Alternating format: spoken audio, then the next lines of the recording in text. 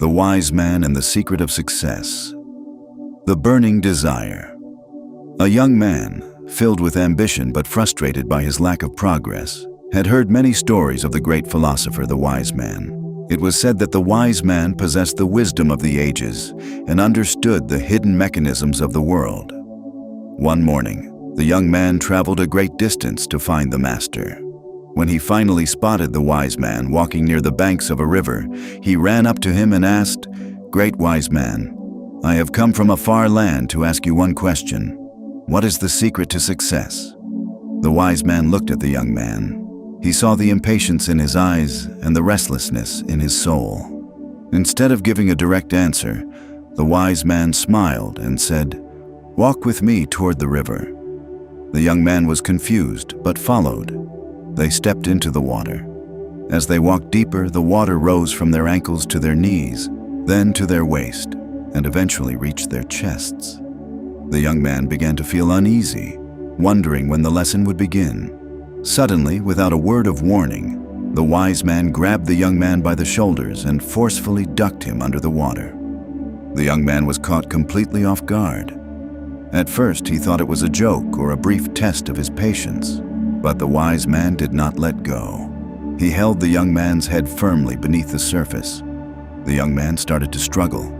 He thrashed his arms and kicked his legs, trying to break free from the philosopher's surprisingly strong grip.